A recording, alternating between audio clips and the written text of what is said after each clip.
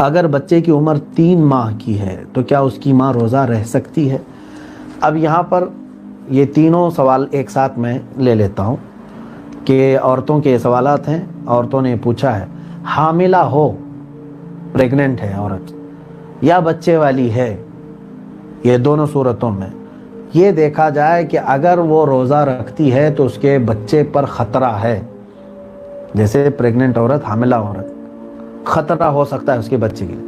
یا دودھ پلانے والی عورت کہ اگر وہ روزہ رکھے گی تو اس کے بچے کو دودھ نہیں ملے گا. ان دونوں صورتوں میں عورت کو روزہ چھوڑنے کا حکم ہے، اجازت ہے. وہ چاہے تو روزہ چھوڑ دے، لیکن قضا تو بعد میں کرنی ہوگی. کفارہ نہیں، قضا ہے. کفارہ بہت سخت ہے. ایک روزہ جان بوجھ کے چھوڑا، کوئی عذر نہیں تھا، تو کفارہ اگر آ گیا تمہارے اوپر تو ایک کے بدلے 60 روزے رکھنے پڑیں گے. کفارہ بڑا ہے لیکن قضا ایک ہی ہوگی. تو ایسی عورتیں جو حاملہ ہیں، پریگننٹ ہیں، یا پھر دودھ پلانے والی ہیں، اگر ان کے بچوں کو تکلیف ہونے کا قوی اندیشہ ہے تو وہ چھوڑنے کی انہیں اجازت ہے، لیکن بعد میں تو ان کو اپنے روزے کی قضا کرنی ہوگی. اسی طرح سے عورت اپنے ایام میں ہے، یعنی جو ان کی ماہواری ہے، حیض میں ہے یا نفاس میں ہے، تو ان دونوں صورتوں میں بھی ان کو روزہ رکھنا جائز نہیں ہے، لیکن قضا ان کو پاک ہونے کے بعد کرنا پڑے گا. ایک سوال یہ ہے، روزے کی حالت میں بال اور ناخن نکالنے سے کیا روزہ مکروہ ہوتا ہے؟ نہیں، بالکل نہیں. بال بھی نکال سکتے ہیں آپ، ناخن بھی نکال سکتے ہیں، کوئی حرج نہیں. بال نکالنے سے، ناخن نکالنے سے روزے پر کوئی فرق نہیں پڑتا. سوال یہ ہے، اگر بیماری کی وجہ سے روزہ چھوٹ جائے تو ان روزوں کی قضا رکھنی ہے یا فدیہ دینے سے ادا ہو جائے گا؟ دو چیزیں ہیں. بیماری کس طرح کی ہے؟ ایک ہے بوڑھا شخص جس کو شیخ فانی کہتے ہیں، یعنی اب وہ دنیا سے جانے کے انتظار میں ہے. اخیر زمانے کی جو بیماریاں ہوتی ہیں جن کو مرض الموت کہتے ہیں، یعنی اب صحیح ہونے کا اندیشہ کم ہے. ان لوگوں کے لیے یہ ہے کہ وہ روزہ نہیں رکھے تو ان کو فدیہ دینا ہوگا، یعنی ایک روزے کے بدلے ایک مسکین کو 2 وقت کا کھانا یا 2 مسکینوں کو کھلانا، یہ فدیہ ہے. ایک مسکین کو 2 وقت کا کھانا کھلانا ایک روزے کے بدلے. اور اگر ایسی بیماری ہوئی تھی، رمضان میں کچھ بیمار ہوا تھا لیکن بعد میں صحیح ہوا، تو پھر اب وہ فدیہ نہیں دے گا بلکہ اپنے روزے کی قضا ہی کرے گا. ناظرین، اگر آپ نے اس ویڈیو کو یہاں تک سماعت فرما لیا ہے تو آگے بھی دیکھیں کہ مفتی سلمان اظہری صاحب نے اس ویڈیو میں بہت ہی بڑا پیغام ہم لوگوں تک پہنچایا ہے. ہمیں چاہیے کہ ان کی باتوں کو سنیں اور آگے بھی شیئر کریں تاکہ ہمیں بھی کچھ دین کی باتیں حاصل ہو سکے، اور آپ بھی دیکھیں اور اپنے دوستوں تک شیئر کریں. اس کے لیے فدیہ نہیں ہے، صرف وہ بیمار جس کو اب موت کا اندیشہ ہو گیا، یا تو پھر ایسا کرے وہ کہ اب اس کو مسکین کو فدیہ دینے کی تک طاقت نہیں ہے تو اپنے بچوں کو وصیت کر کے جائے کہ اگر میں اس بیماری کے بعد مر گیا تو میرے اتنے روزے باقی ہیں، میرے مال میں سے اتنے روزوں کا تم فدیہ ادا کر دو، تو بھی انشاءاللہ العزیز اس کے اوپر سے یہ روزوں کا گناہ ہٹ جائے گا.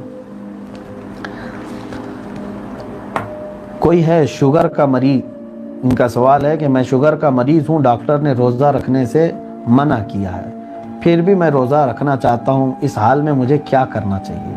شوگر کے جو مریض ہیں ان کو زیادہ دیر تک بھوک برداشت نہیں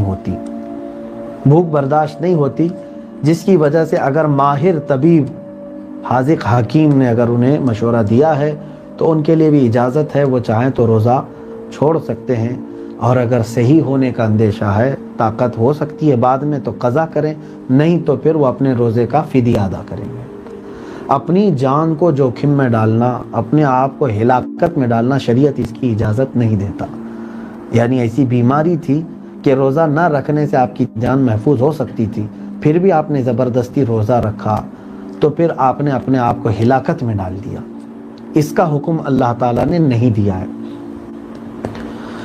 افطار کی دعا کے متعلق، یہ روزہ کھولنے کے پہلے پڑھنی چاہیے یا بعد میں پڑھنی چاہیے؟ ہر بار بتایا جاتا ہے. جو دعا کے بارے میں آپ کہہ رہے ہیں، اللہم انی لک صمت و بک آمنت وعلیک توکلت وعلی رزقک افطرت فتقبل منی، یہ جو دعا ہے روزہ کھولنے کے بعد پڑھنی چاہیے، افطار کے بعد پڑھیں. اس کا معنی ہی یہ ہے، اے اللہ میں نے تیرے لیے روزہ رکھا، تیرے لیے تیرے رزق پر میں نے افطار کیا، تو کرنے کے بعد ہی تو کہنا چاہیے میں نے افطار کیا۔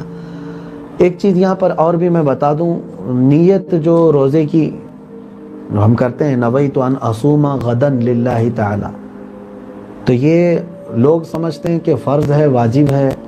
پڑھنا واجب نہیں ہے، دل کے ارادے کا نام نیت ہے۔ سحری کرنے کے وقت آپ نے دل میں ارادہ کر لیا کہ میں آج کا روزہ رکھ رہا ہوں، بس وہ نیت ہو گئی آپ کی۔